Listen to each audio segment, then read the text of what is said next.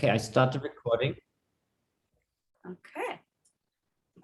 Okay, so welcome. We're going to introduce each other. So I'm going to introduce Cecile. So this is Cecile Remy, who's doing the workshop with me. And I was thinking about this, Cecile, and I think you are probably one of the people that I've known the longest through the Social Pedagogue Network. So we met quite a long time ago at a SPDN, I think, event. And Cecile, I got chatting to about her research and was just really fascinated by that. And we've kind of bumped into each other and kept in touch over the years. So you're doing a PhD research. She's just in a final bit of writing it all up, and the PhD is looking at the notion of a rich child in residential care.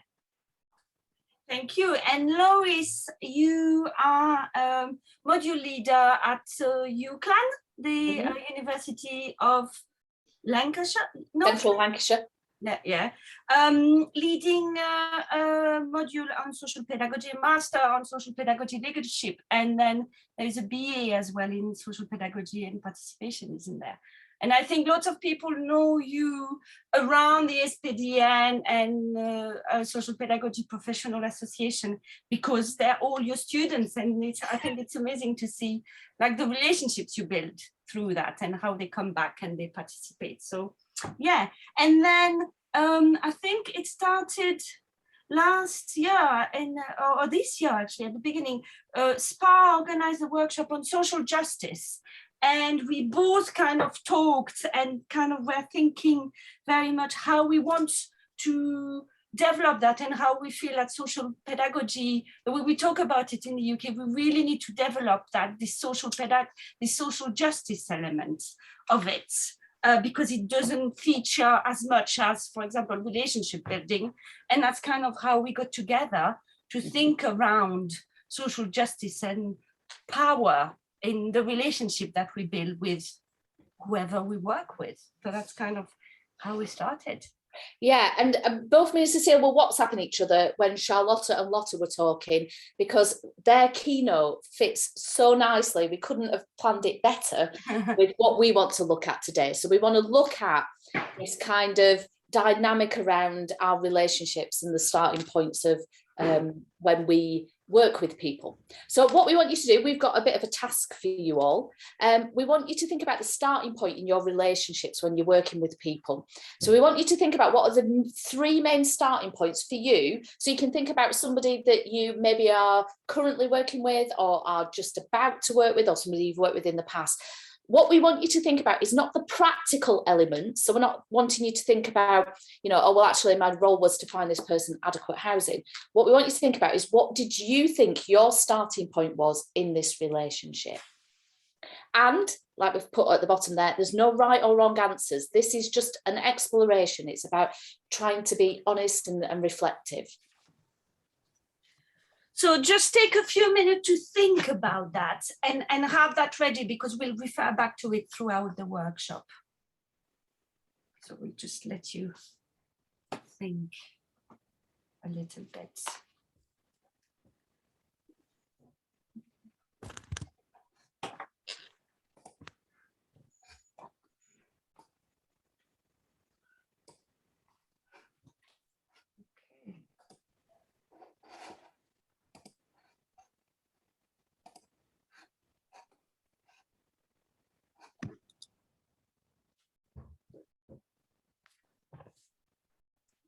Shall we move on to the next slide? Yeah, okay. So I think I am going to stop sharing my screen and start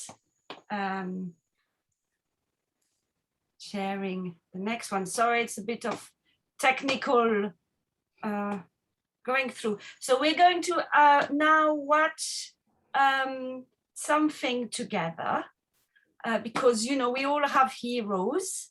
And I think, as Lotte and Charlotte were talking about, we do very much want to help in our professional relationship with people we work with. So we thought, well, why not think around Superman? So let's watch that and think while you watch it. Sorry, I'm just think around, how does that relate? Is there anything that kind of fits with how you work? So and also think about the dynamics between the relationship between Lois Lane and Superman, because you all know they are in this relationship together. This is the key element of the Superman story. So we want you to watch the video clip and pick out some of the key elements that you can see that are in working in play between their relationship. And fingers crossed this video works. Yeah, so is it? Go for it. I'm going. Yeah. Now we need to share your screen, Cecile. Okay. My apologies. So I thought I had shared it. Here we are.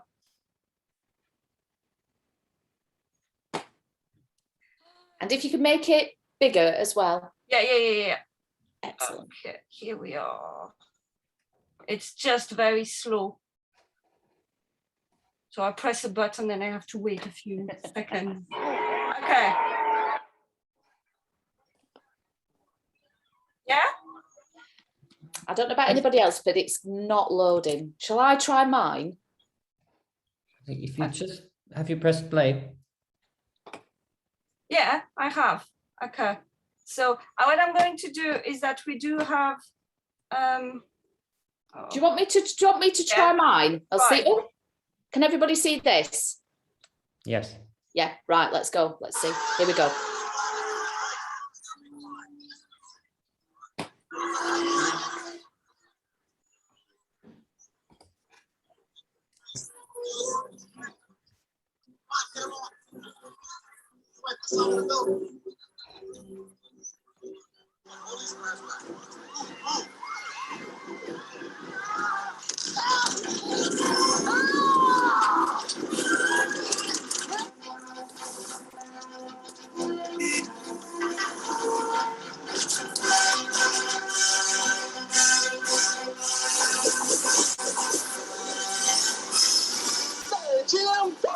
Excuse me.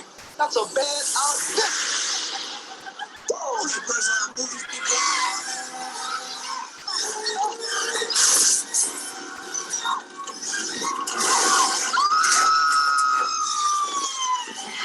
God, look up there. What the hell's that? Easy, miss. I've got you. You've got me. Who's got you? Oh, I can't believe it. I just cannot believe it. He got her.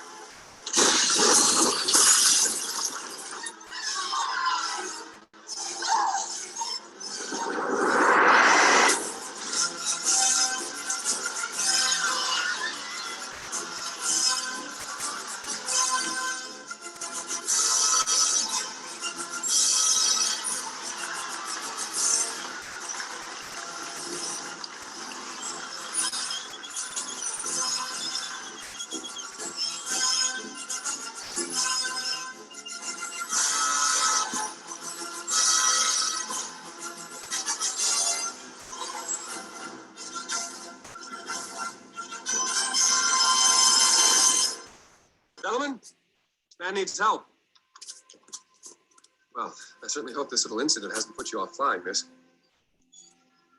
Statistically speaking, of course, it's still the safest way to travel. Wait.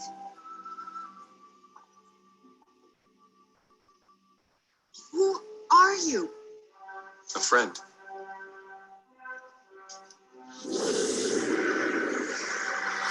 Bye.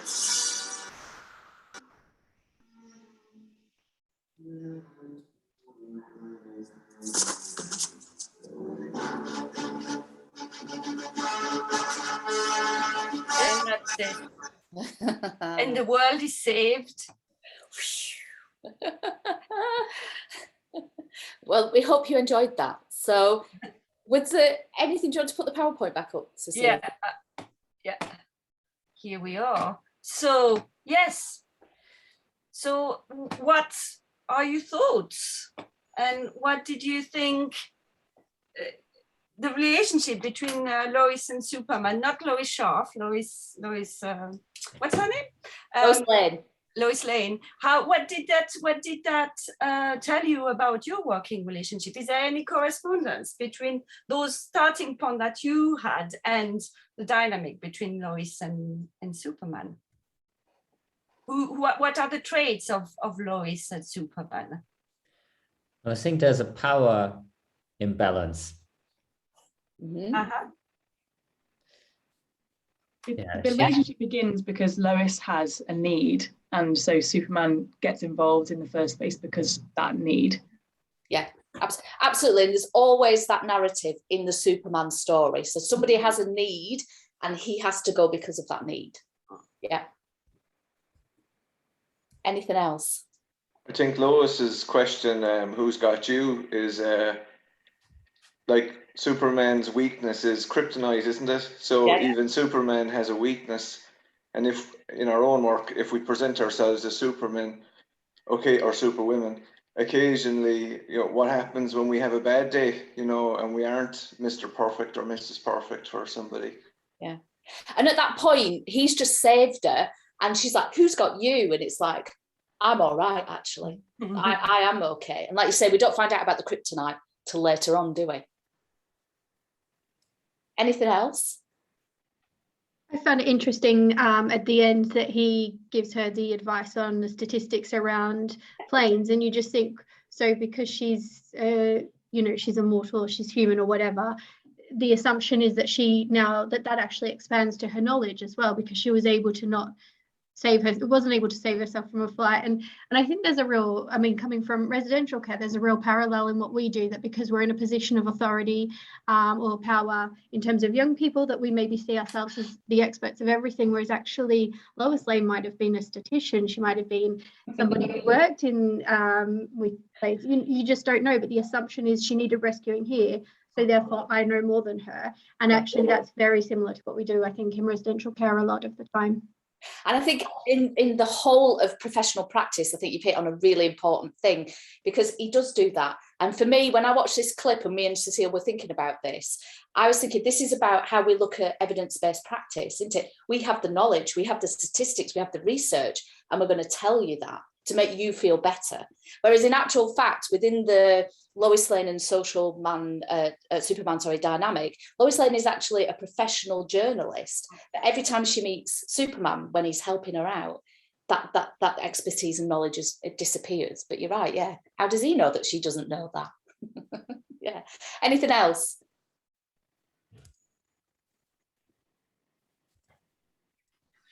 Okay, well, I think let's move on. And actually, so this kind of dynamic, like the first step, okay, let's try and change it. So maybe what's going to happen? So what is Lois going to do? Is she want to try and change the dynamic?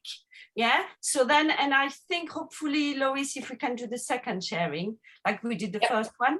Yeah. Yep. So what happens if Lois try to do something different in the relationship? Uh-huh. Oh, hang on. Let me see this one. Oh, hang on. Right. Can you all see that? Let me click on this one. Okay, so this is where Lois is now trying to change the dynamics of the relationship.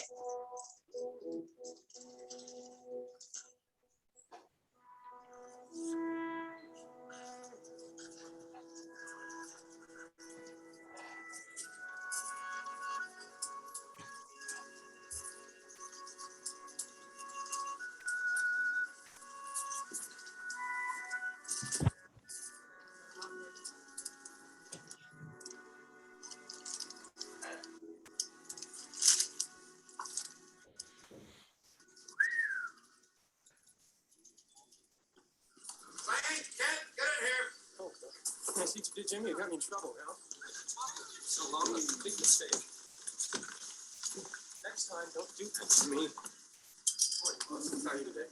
Oh, I'm super thanks. Morning, Mr. White. I'm super. Yeah, morning. I know, I'm sorry, Mr. White. I got stuck in traffic. Oh, that's no one. Excuse me? I mean, as opposed to I was stuck in a phone booth, or I got locked into the men's bathroom. What are you talking about? I'm sorry that I was You late. two want a bigger, that's great. I have just the assignment for you. gonna pose as a honeymoon couple in Niagara Falls to get an expose on the newlywed racket. Some of those hotels up there are bilking those poor kids for every cent they can get. Real human interest stuff. Make your Aunt Hattie cry her eyes out. Newlyweds? That is a great idea, Mr. White. Excuse me, Mr. White, I'm sorry, but I'm right in the middle of a series on the city council. I mean, it wouldn't take long. We could just fly right up there and zoom back down again. No? Superman? Yeah. If he'd give you two a ride, maybe we could save a couple of bucks. I gotta see young Olsen. 6 lousy photographs and then kids hitting me up for a raise already. Excuse me, Mr. White. All right. Well, my goodness, you certainly look like the cat who swallowed the canary this morning. A canary? No, actually, I was thinking of something bigger, something that flies, something more in blue. Lois, as usual, I'm totally in the dark. Well, let me just turn on the lights for you. Get the picture? No, I didn't start to put this together until this morning, which is really strange because a good reporter isn't supposed to let anything slip by. Well, that's very amusing. Excuse me. Yes, sir. Yes, sir. That's very amusing. Amusing, huh? Tall, broad shoulders, dark hair. I'll give you credit. You know I'm a fool. And I'm nobody's fool. Superman. Superman. You mean, you think I'm Superman? Willing to bet my life on. Lois, you are priceless. Really. I mean, that is the single most ridiculous thing I've ever. Lois, what are you doing? You wouldn't let me die, Superman.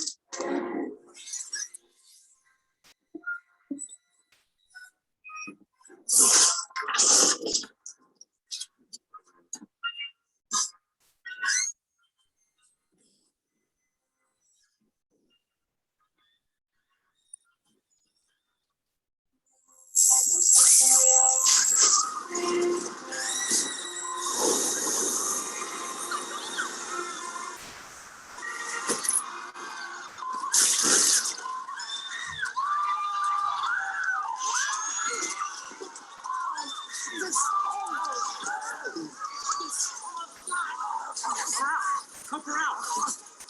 Clark! Lois, what have you done? Clark, you're not. Okay, And we've here got we there. are. So she still falls out of the building and she still collapses and is in a mess at the end. So any thoughts there on what's happening when she's trying to change the dynamics within the relationship? What did we see in play?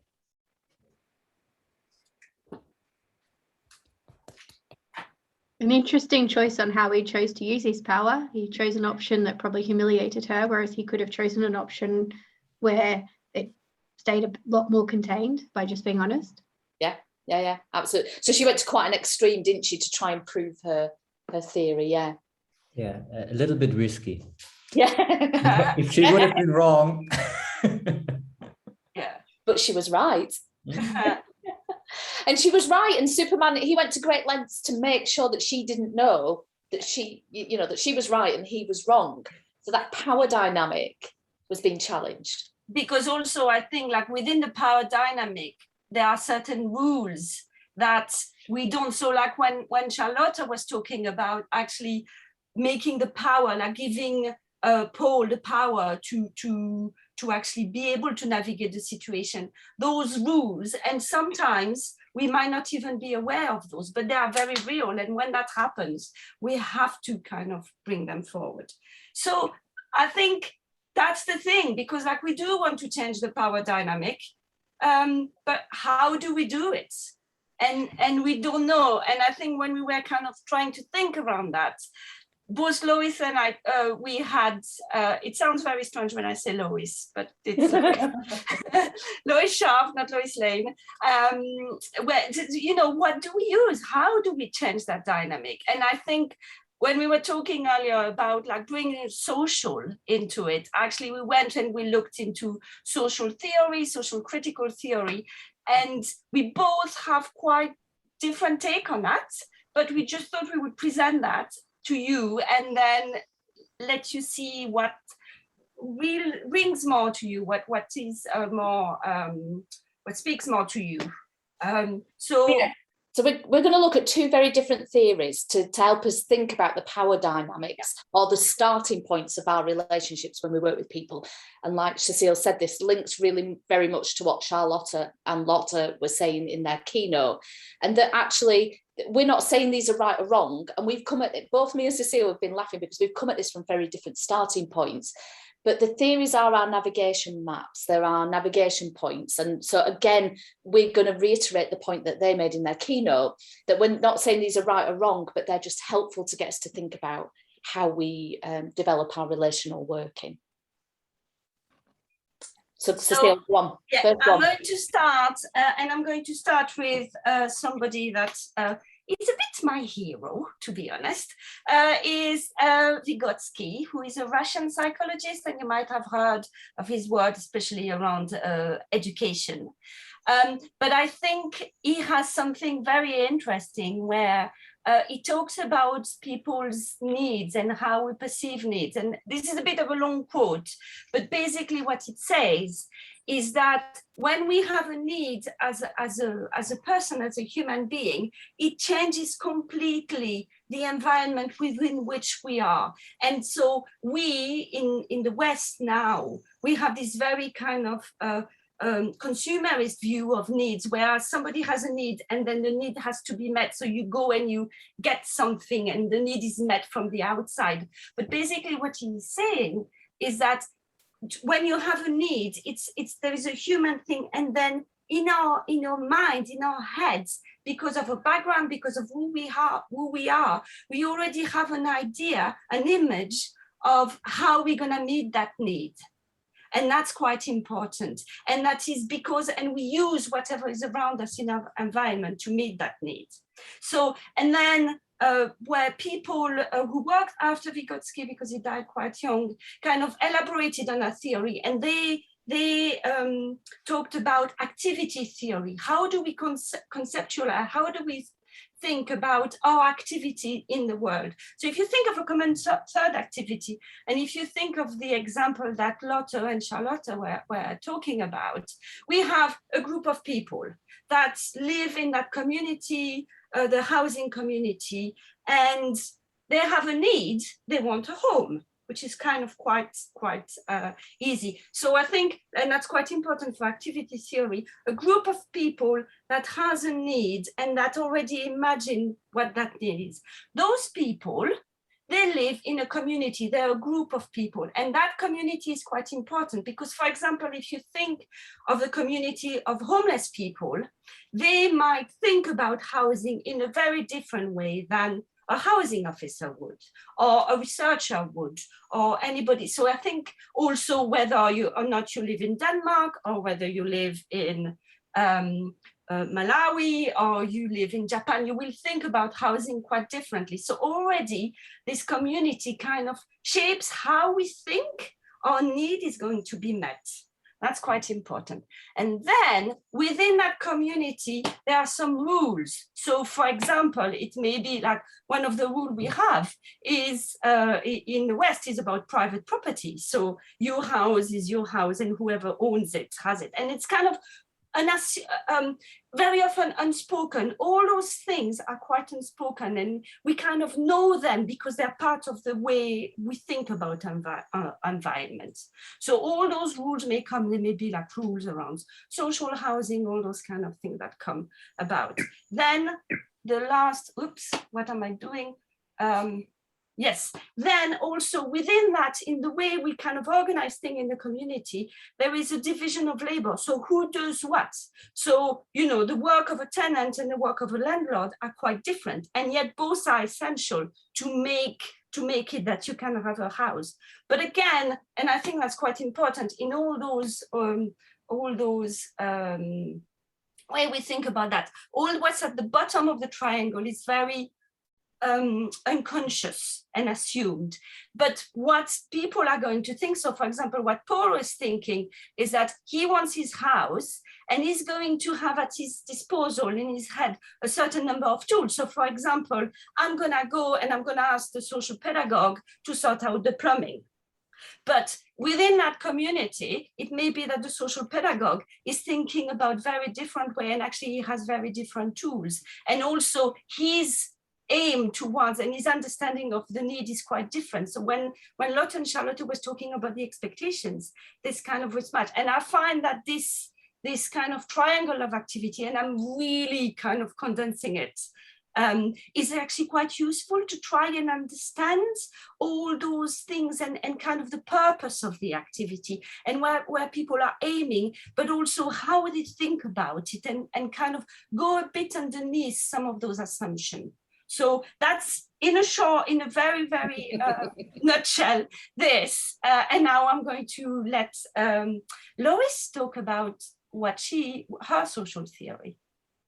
So my theory is recognition theory. So I'm really interested in the beginning starting points of our relationship and how we use recognition as we develop the relationship. And so I'm going to talk about the work of Judith Butler, who's written a lot around recognition theory. And recognition is not the starting point, which we've really got to get across, is that it's not about the professional giving recognition to somebody. So it's not about, in the example that Charlotte and Lotte gave, Michael giving recognition to Paul. It's about the interconnection and interdependency that we have with each other. And it's also about recognizing that there is no I if we don't understand the we. So I don't exist if I don't understand my place within the group that I'm in. So, you know, I'm not existing. You know, the fact that you all see me and you're listening to me gives me recognition and validation that I am existing, if that makes sense. And so it means that we have to constantly realize that we're linked, we're intrinsically linked to each other, and that our relationships rest on those living exchanges that we have between each other. And so if you think about Michael and Paul, Michael would not exist in his social pedagogue role without being recognised by Paul. And what they talked about was when Paul didn't want that and stepped away, then Michael stopped to exist in his world. So we can't exist without each other, and we need to recognise that starting point and how we see each other. And so Judith Butler talks a lot about how we need to ask of each other, who are you? And not in a questioning in a defensive way, but in a curious and compassionate way. And that, so, you know, who are you? What is important to you? How do you see the world? And so as Charlotte and Lotte were talking, I scribbled some notes that were, one of the key things that came across for me was that we have to understand our understanding of each other's starting points in a relationship, because it's not going to be the same. So we need to be able to do that so that we can see and hear each other. And then we have that recognition that we exist. Cecile, do you want to flick on to the next one, please? Thank you.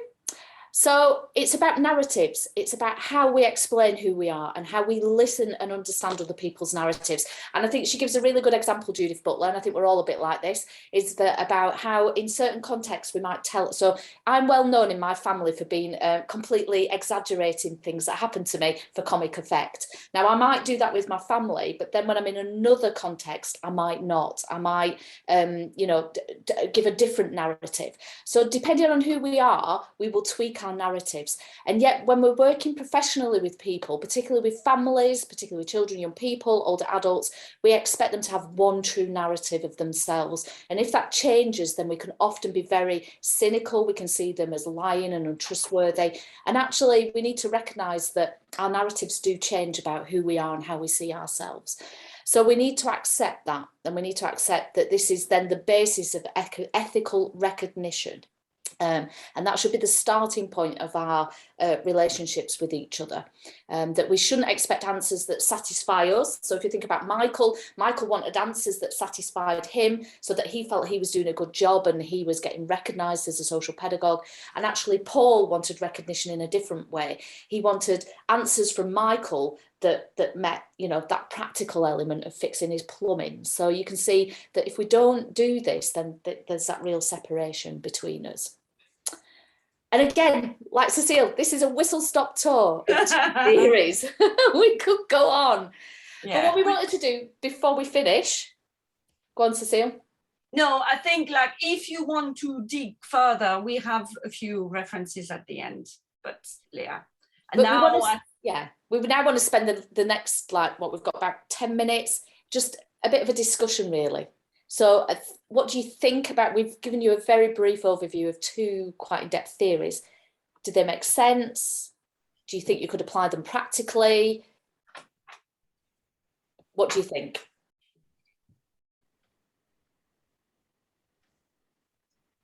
And I think take your time to think, because it's something that's, especially the first time, I mean, it might not be the first time you encounter this theory, but it does take time to kind of work through all those different ways of thinking. So like we said when we were preparing, hopefully if we have a bit of silence, it means actually we have given people food for thought. So take your time. Yeah, I find the idea interesting to think about what the other person thinks about who I am, where I'm coming from. I think, yeah, because I think you're, in many situations, you're not aware of that, or you just assume that the other person gets who you are. And yeah, it's, if you start thinking about, you know, some situations you have been in and where, you know, that might have been a case or not, and, you know, it can really explain, you know, what went on. Mm-hmm. Absolutely. And we have reciprocity in our relationships, which means that, you know, Simon, you might tell me a little bit, and how I respond and then give you some information back will then impact on how we build up this layer of our relationship. And that might it might take a lot of time. It might not take that much time, you know, but there's that reciprocity. We have to share a little bit of ourselves with each other. And so I think the 3 Ps framework then, I think, is really important to help us reflect on, all right, where do we feel comfortable? Where are our boundaries with the professional and the personal and the private? You know, what are we prepared to share? But I think, and that's where the kind of difference is, that because to me then it's like I want to try and understand where in the relationship is it, if the recognition, the reciprocity doesn't come back, why is that? And that's where I feel actually with activity theory, if I start thinking about, okay, so what are the community, what are kind of the meanings, what's the difference between my identity, my community, and whoever I'm working with, where are those differences, what are the assumptions around the rules, or who does what? And that helps me to give me more information that is much more, I think, about the structure of society. And so, and that's something that I find quite difficult, and but I'm trying to bring that into my relationship. So how is it, I've started to kind of ask young people if they come from the Middle East or come from Africa, you know, how is it for you if that I'm a white woman? How does that affect our relationship? But I think it's kind of trying to bring much more some of those elements to try and discuss and actually make it much more manageable. Just to let you know, you have 5 minutes left. So how does that relate? Like when you had those 3 starting points at the beginning, 3 starting points, you know, like, does it change a little bit how you're thinking about them? I had reciprocity as one, and genuineness and humor. I think stripping things down to the basics, nearly all of our interactions, whether with fellow professionals or people we work with, they're just 2 human beings interacting. And it's as simple as you can get. You know, sometimes it almost needs that level of simplicity, doesn't it? Yeah. You know, that sometimes we can overcomplicate it as well. Yeah. And it allows us to be present in the moment. But as you say, then the trick then is maybe through reflection to look at the big picture, the narrative, the theoretical basis, and then bring that theory then into your practice. And then suspend disbelief. You need to be present in the moment. You can't really be thinking about theories, and it's an interesting dynamic to move between the theoretical thinking mind and just the person who is in the moment and doing and being. Yeah, absolutely. And I think it is that thing about being able to hold the 2 spaces as well in it. And that's why both Cecile and myself wanted to make the point that these are just navigation points. Theories are the thing that help you think about. And it might be that you need to step out of the situation, or it might be that you're doing it there and then, but it's getting into the habit of of using that to kind of work your way. Because your point's right. I mean, you know, at the basis, this is very simple. It's about relationships. But to quote Ali Gardner, my colleague, you know, it's simple but not simplistic. So it's simple on one level, but then it's really complex on another as well, isn't it? So we've got to constantly manage those complexities. But also, I think time is really important, because in those moments, and that's where, to me, that's where the kind of back and forth between being in a relationship and reflecting and thinking happens, because, yeah, I can't do both at the same time. And nor should anybody, I think. But I think that's kind of, and it does show something different as well.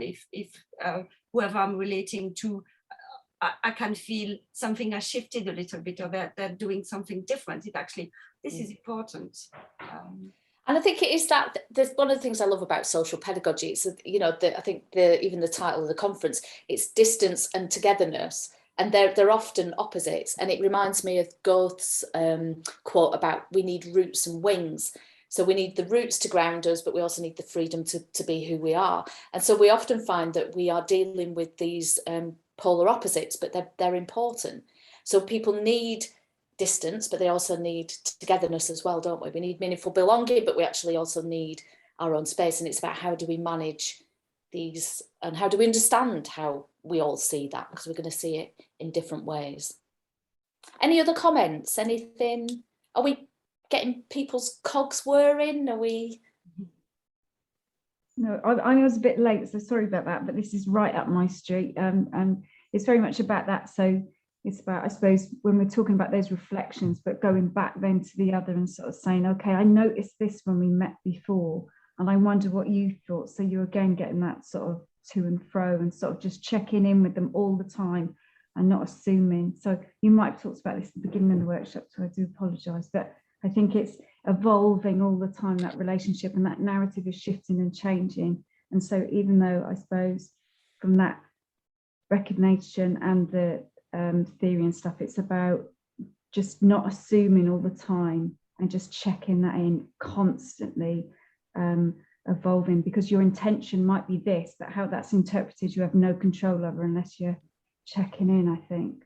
So yeah, it's great. Sorry I was late. No, it's all right. And I think it is that really important starting point about recognizing that you do not exist in that relationship unless the other person, you have that reciprocity and that recognition. So, and if you don't have it, then you need to be thinking about why. So what is happening? And I think we often then will say, well, that person's difficult to engage with, I've tried, but it's about that reflexivity as well of, right, well, what's my position in this? What is my part that I'm playing in this, and how am I going to fix this? How am I going to kind of move this on? And it might be like Cecile says, using activity theory then helps you step out of that and see it in a different way. Using recognition theory might then help you think about the more smaller aspects of it. We are going to be taken back into the main room soon. So I'm just saying, if you say something, you might be cut off. Don't continue the conversation. Any final thoughts? We've got 47 seconds, quick. We hope you... I think you said earlier you have some links to share. Yes. Yeah, on the back there. Here we are. Oh, mine are not there. Sorry. Oh no, I'm so sorry. No, don't worry about it. It's all right. No, there is, if you Google Judith Butler on YouTube and recognition, she will come up. Yeah, she's got lots of YouTube YouTube clips of her talking about recognition theory, so they're well worth watching. And I think there's a couple of articles on recognition in the International Journal of Social Pedagogy as well. One, I think it's Claire Cameron and Mark Smith. Mark Smith, yeah.